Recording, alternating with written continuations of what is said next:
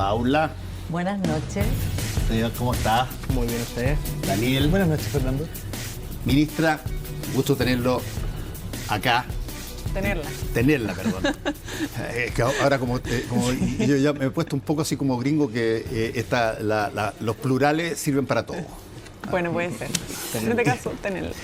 Ministra. Ministra. Gracias por la invitación. Pero encantado.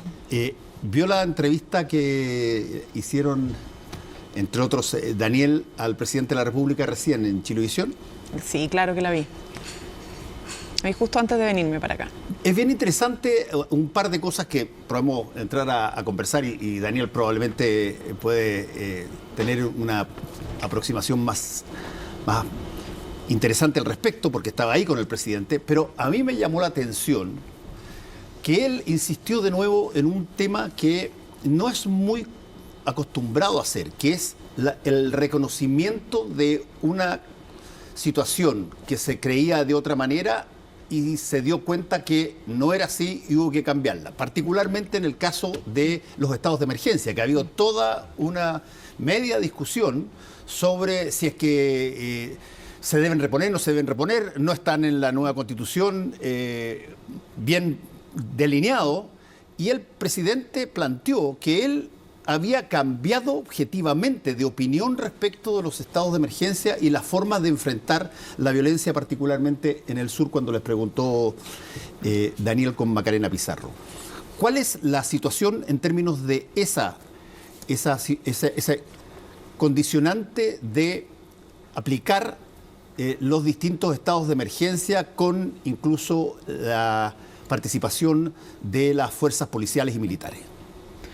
Sí, bueno, el presidente señala algo que es bien relevante a lo que ha sido nuestra gestión de gobierno, en particular respecto a la seguridad y muy específicamente en torno al territorio de la Araucanía, la macrozona sur o al Mapu, como queramos denominarle, ¿cierto?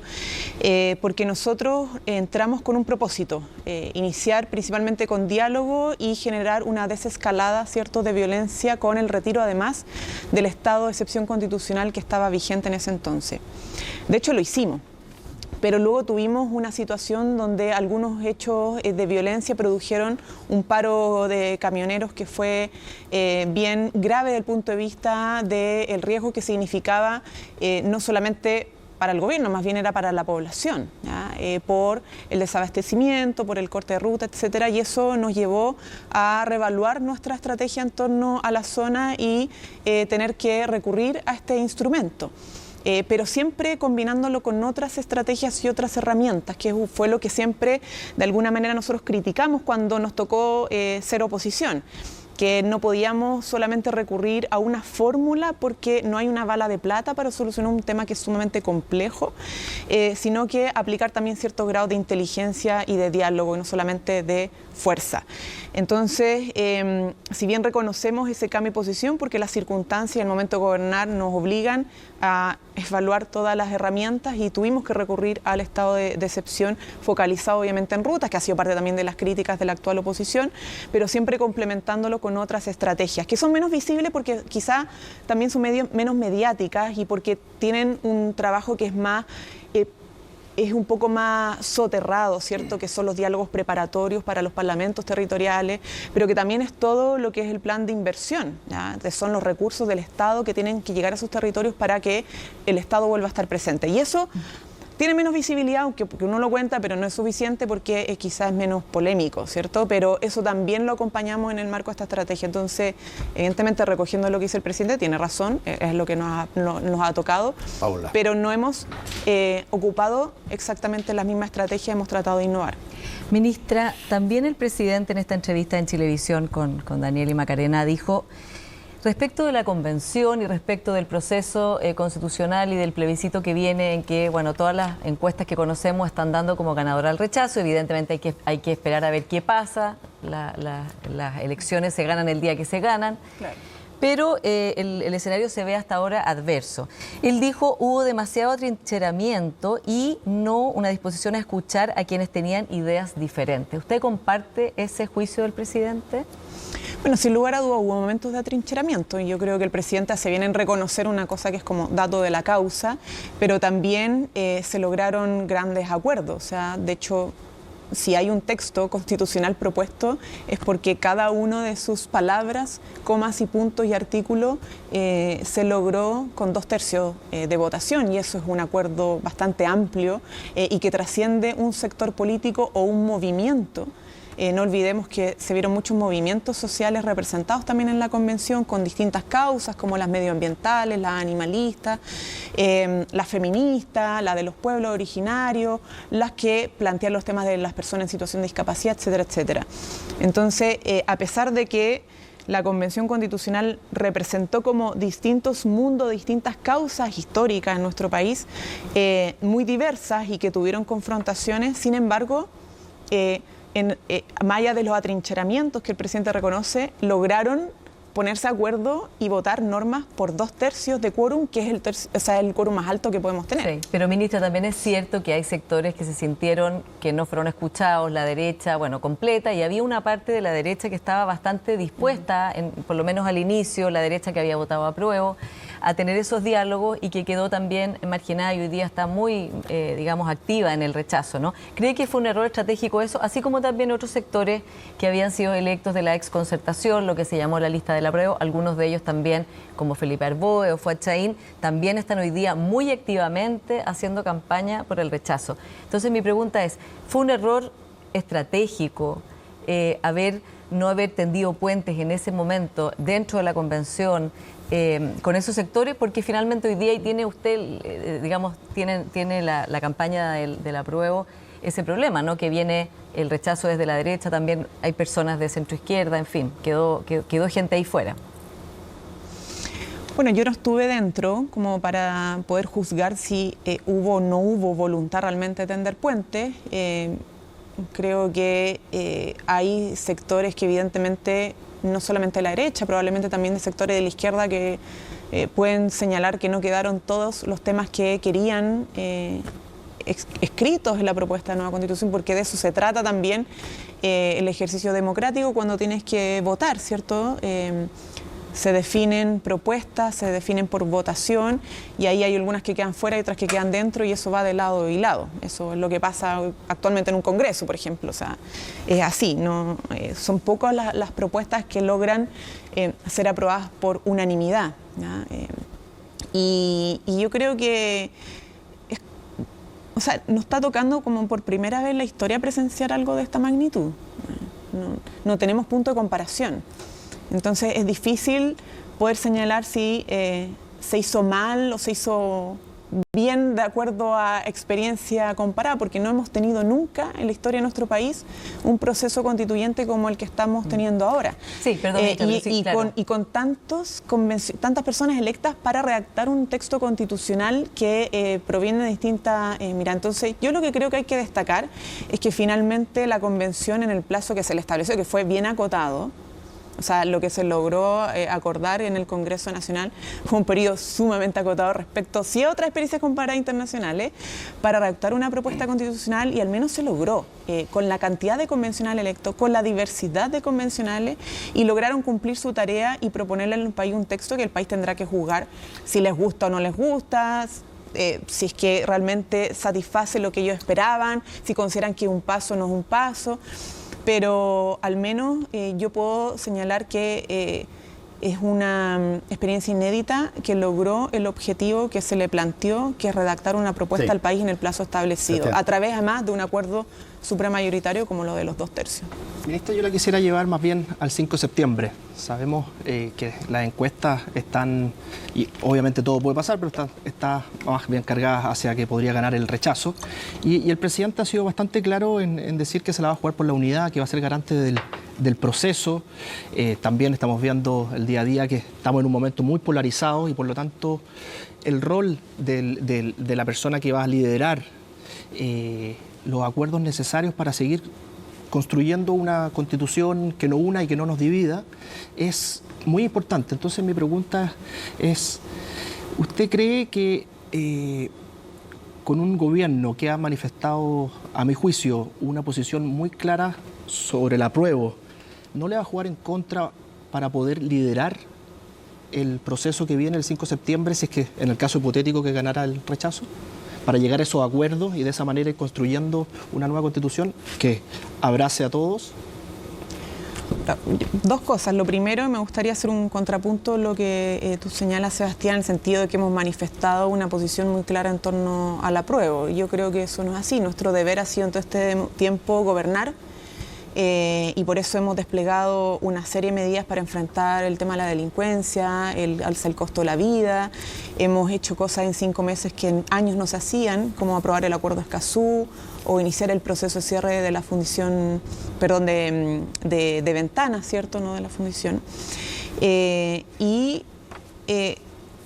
Otras medidas como aumentar el salario mínimo, pero también informar, porque gobernar es poner orden, gobernar es impulsar políticas públicas para beneficiar a las personas, pero también gobernar es informar en un proceso que es clave, y eso hemos estado haciendo, independiente de nuestras posiciones personales, porque, como también lo decía el presidente, tenemos derecho, por nuestra historia, a tener reflexiones políticas del momento que estamos viviendo. O sea, pero usted no, pero usted no ve que el y por gobierno otro lado, haya tenido una posición frente a una de las dos, ante el apruebo, lógicamente. No, cuando se nos ha preguntado personalmente, y así la Contraloría lo ha señalado, si se nos pregunta directamente cómo vamos a votar, podemos decirlo. Pero nuestro deber y nuestra campaña ha sido de informar y entregar las herramientas a la gente para que pueda tomar una decisión libre y soberana el día del plebiscito. Y además la ciudadanía está muy agradecida en poder recibir, ¿cierto?, el texto, que es la primera fuente de información que se requiere para poder formarse una opinión propia. Eso es lo primero. Y lo segundo, es evidente, porque además así se le ha solicitado en reiteradas oportunidades, no solamente desde el oficialismo, sino que desde la misma oposición, que el presidente tome posiciones en torno a lo que va a suceder. Hay dos caminos, o sea, apruebo o rechazo, ¿cierto? Son las dos posibilidades, y cada una de esas opciones abren al menos dos caminos, o sea, una cada uno. En el caso del apruebo, de ganar el apruebo, el camino es de mejora, quizá aclarar dudas, incertidumbre, y en esa línea va el acuerdo del oficialismo. Reformas. Claro, reformas, y también a través de la legislación. Implementación. Y la implementación, claro.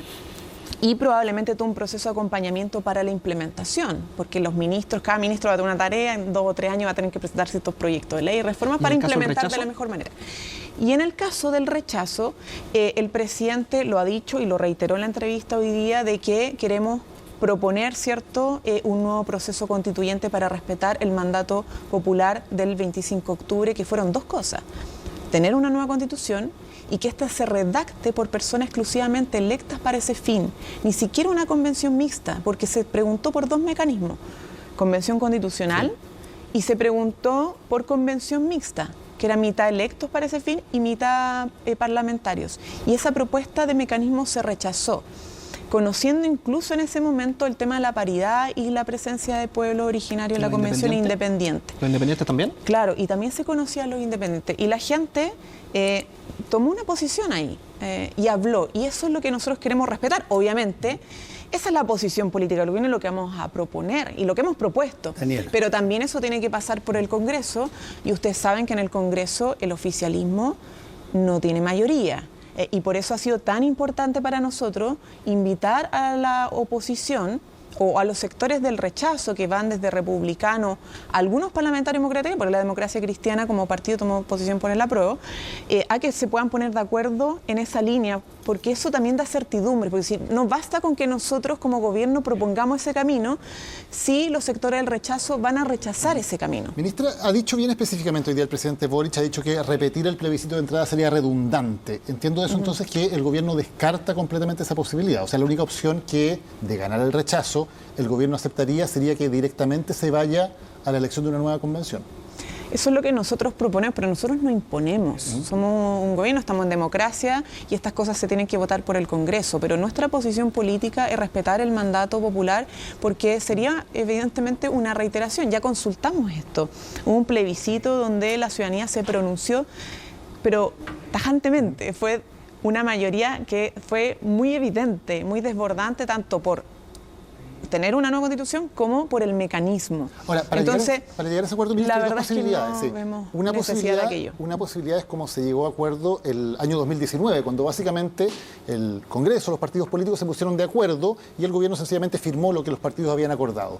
Y otra posibilidad es que sea el gobierno el que tome el liderazgo, que el gobierno presente una propuesta. ¿Cuál de esos dos modelos es el que van a usar el 5 de septiembre? Bueno, nosotros tomamos una posición y estamos haciendo una propuesta, básicamente. Y veremos, obviamente, post plebiscito, cómo se va a materializar aquello.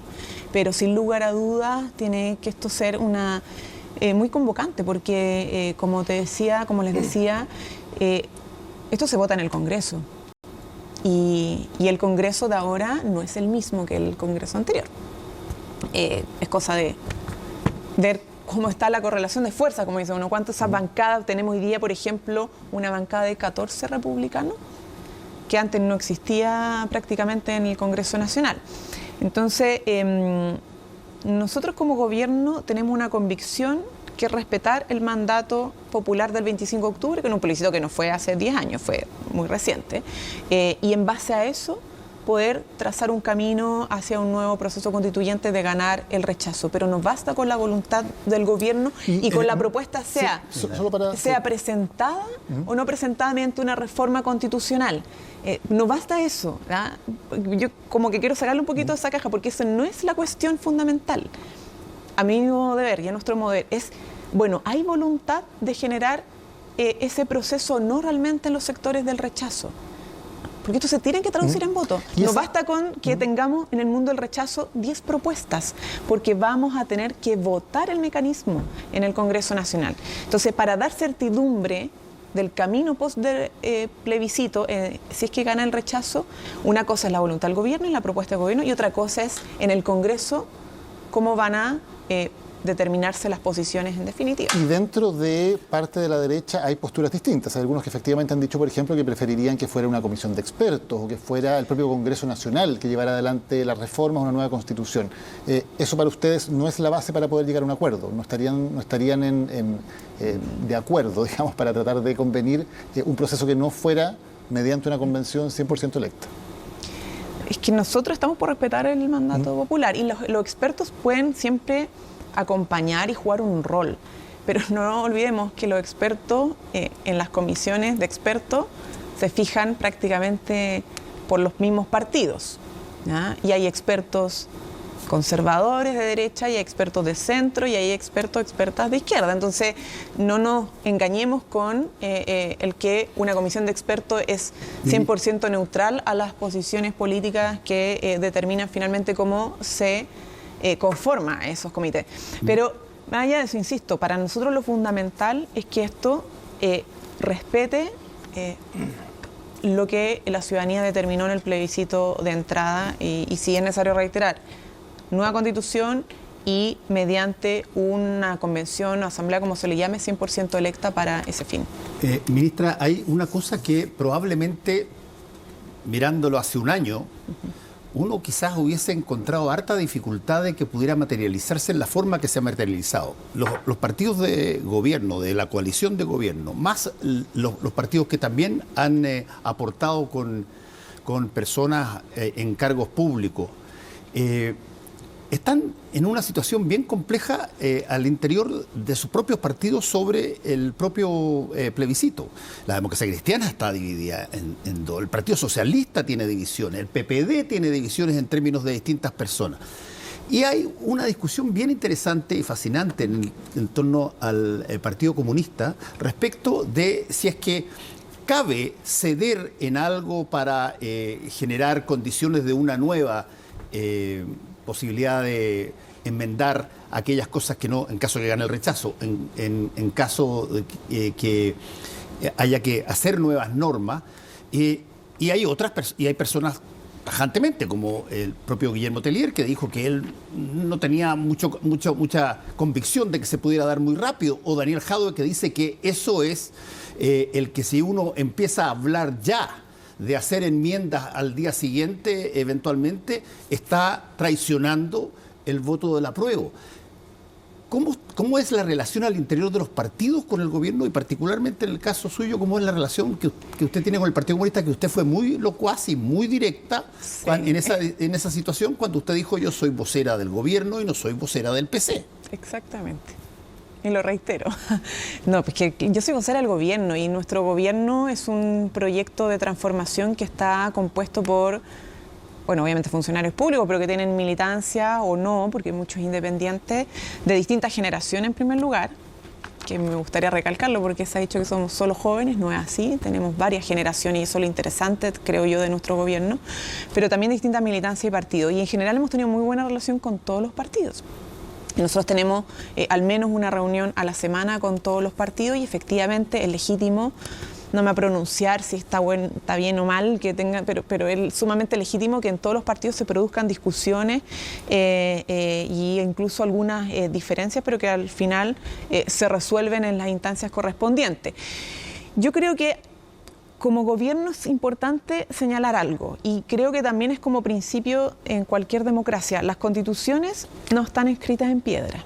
Nosotros tenemos que evidentemente como chilenos y chilenas sentirnos orgullosos de que hayamos sido capaces de iniciar un proceso constituyente para redactar una propuesta de nueva constitución porque no habíamos tenido esto nunca en la historia. Pero si es que se llegase a aprobar esa propuesta, ¿qué es lo que sucede al día siguiente? Bueno, el gobierno sigue gobernando, el Congreso sigue legislando, las instituciones siguen funcionando y obviamente todo se va adecuando para poder transitar de la Constitución vieja a la nueva Constitución. Y en eso el Congreso también hace ese ejercicio, que es cómo transitamos de la vieja a la nueva y la nueva cómo también vamos diciendo, mira, esto hay que precisarlo, esto se puede cambiar porque al final la deliberación democrática va a seguir sucediendo en nuestro país mediante el Congreso Nacional o incluso mediante iniciativa ciudadana, si es que se aprueba la nueva Constitución y un mecanismo para reformar la nueva Constitución a través de la propuesta de los mismos ciudadanos y ciudadanas, si es que logran 10% del padrón y lo aprueban en la instancia referéndum que venga. Entonces, negar que se pueda hacer una reforma sería negar incluso los mismos mecanismos propuestos por la nueva propuesta de nueva Constitución. El acuerdo al que llegaron los partidos oficialistas, que el presidente Boric también habló de eso y que él lo apoye, va a ser garante de ese acuerdo. La verdad es que quedó como en una situación un poco complicada cuando Guillermo Tellier dijo, digamos, renglón seguido de que no se sabía si esto se iba a poder materializar. ¿Cuánto daño le hizo usted, cree usted que le hizo esa declaración, aunque después tuiteó y la arregló, pero digamos que ya la frase había quedado ahí, ¿no? Como esto está como un poquito en el aire. ¿Cuánto daño cree que usted le hizo esa frase a la prueba?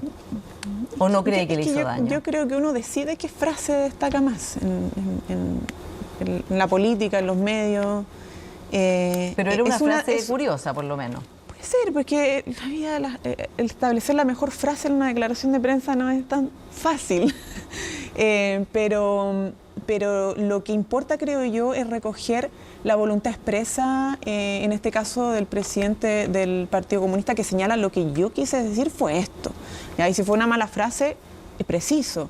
Entonces, no creo que no es bueno en general como desconocer o cuestionar la real voluntad y la honestidad que se puede expresar en eso cuando una persona que está en política o cualquiera dice, no, lo que yo trato de decir es esto, y lo que él trató de decir lo aclaró después de un tuit y el mismo presidente recoge esa posición final. Y si hay una concurrencia de los partidos oficialistas en torno a un acuerdo, bueno, es por algo. No creo que nadie además vaya forzado a poner su firma y su voluntad, ¿cierto?, en un acuerdo que es de oficialista y que tiene tal envergadura como la que tuvo. Para cerrar el tema, igual las críticas que hubo, digamos, también fueron ¿por qué tan tarde, no? O sea, ¿por qué tan tarde llegar a este acuerdo en que recoge temas que, como el mismo presidente decía, la ciudadanía estaba manifestándole a ustedes también o en la campaña misma de que tenía dudas, que tenía miedos, que tenía temores? ¿Por qué a esta altura, digamos, del partido?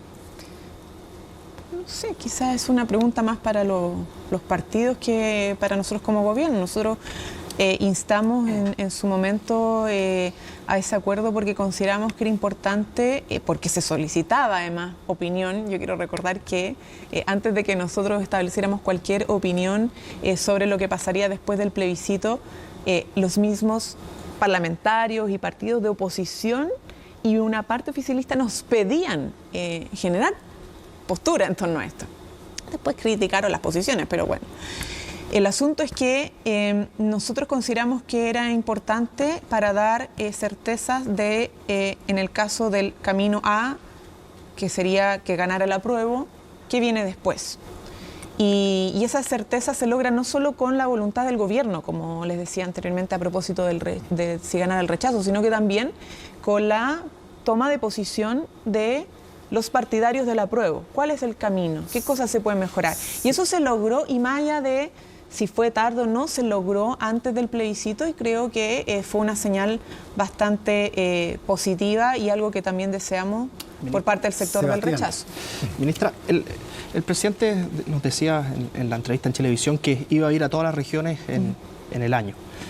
Y sabemos que está haciendo una gira ahora recientemente. Entonces, usted como vocera oficial del gobierno, le quisiera hacer una pregunta bien particular.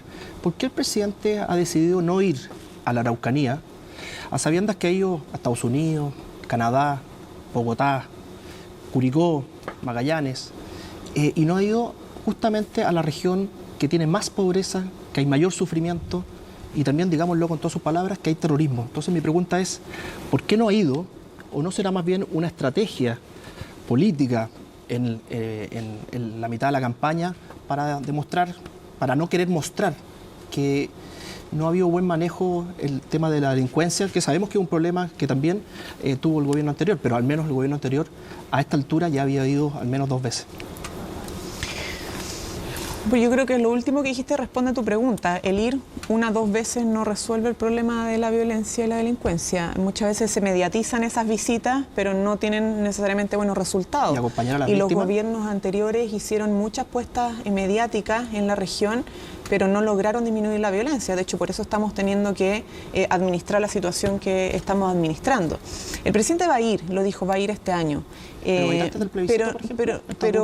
Pero evitando mucho lo que es la utilización política de esto, yo creo. Y me parece que es una decisión sabia la que ha hecho el presidente. No niega la necesidad de ir, pero él sabrá en qué debido momento hacerlo sin que por esto se haga, obviamente, una priorizar Estados Unidos, Canadá, mediática. Y no ir a la región que tiene mayor terrorismo, la más pobre en Chile. El presidente ha tenido una relevancia internacional que yo no desconocería y no despreciaría, porque nuestra agenda programática, lo que hemos comprometido al país, tiene que ver obviamente también con la seguridad, con el costo de la vida, pero también ser un gobierno ecologista, un gobierno feminista, y para lograr un modelo de desarrollo sostenible en el tiempo que nos haga sentir orgullosos de que tomamos las mejores decisiones a tiempo para nuestros hijos, también requiere la coordinación y la colaboración internacional. Y eso es lo que fue a hacer el presidente de Estados Unidos, y eso es lo que ha estado haciendo con las visitas que ha hecho hacia otros países, que es generar lazos para tener una mejor política de Estado también en nuestro país. Ministra de la Contraloría, como sabemos, amonestó al ministro Giorgio Jackson diciendo que no se había ajustado a la presidencia debida al anunciar que va a encauzar en el Congreso los acuerdos de reformas. Y esta noche el presidente dijo que no está de acuerdo con el criterio de la Contraloría. ¿Corresponde que un gobierno, corresponde que un presidente cuestione los criterios y las decisiones que toma la Contraloría?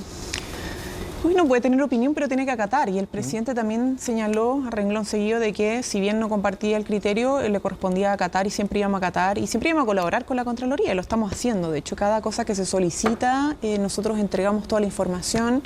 No tenemos ningún problema porque respetamos la institución, pero también existe el derecho a tener opiniones distintas, aunque se acate, obviamente, porque es una institución autónoma que aplica, no solamente investiga, sino que establece sanciones, y todas esas sanciones hay que respetarlas siempre cuando las haya. Yo veo críticas bien fuertes, no solo de la derecha. Por ejemplo, el senador Matías Walker dice que el presidente ha sido el jefe de campaña del apruebo, o Belisario Velasco, que fue ministro de la presidenta Bachelet, dice que ha habido un intervencionismo sin precedentes por parte del gobierno.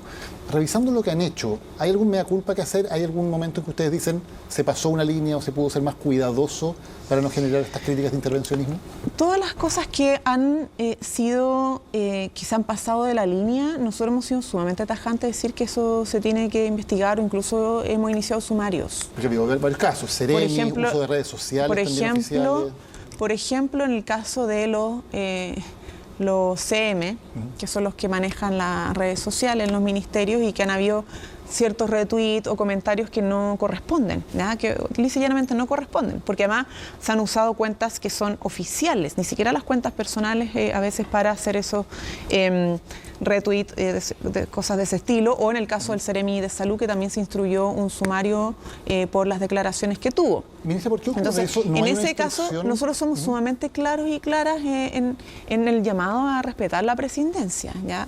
Y respecto a lo que ha sido, para lo cual hemos estado habilitados, que es una campaña informativa, donde ha estado, en el caso de mi ministerio, ¿cierto?, CGGOV, SECPRES y MIDESO, lo que hemos estado haciendo es lo que corresponde, que es entregar toda la herramienta y todos los canales para que la gente pueda informarse, sea con el texto impreso, sea con el texto en audio, con el texto en braille, en internet, etcétera, etcétera. Y también los módulos de voto informado, donde les decimos cuáles son los capítulos de la propuesta de nueva constitución, ¿cierto? El que es voto obligatorio, las multas asociadas al voto, a no concurrir con el voto, etcétera, etcétera. Entonces nosotros tenemos total tranquilidad de que estamos haciendo no solamente lo que nos habilitó la Contraloría a hacer, sino que es lo correcto en un momento que es tan importante para la historia de nuestro país. Y, ministra, ¿por qué ocurren, y lo defendemos, pero... ¿Por qué ocurren este tipo de errores? Por ejemplo, que personas que están encargadas de cuentas institucionales los usen para hacer campaña política. ¿No hay una instrucción general o sencillamente gente que se arranca por los tarros? Lo hay. ¿Qué pasa entonces? Cuando alguien comete ese error, tiene consecuencias. Y la instrucción ha sido en varias oportunidades reiteradas, ha sido sumamente clara, pero bueno, quien comete ese error tiene obviamente consecuencias al respecto. Ministra, se nos acabó el tiempo. Oh, qué lamento. Le queremos agradecer por haber estado aquí en Tolerancia Cero. Muchas gracias a ustedes por la invitación. Volvemos en un ratito. Gracias, buenas noches. Buenas noches.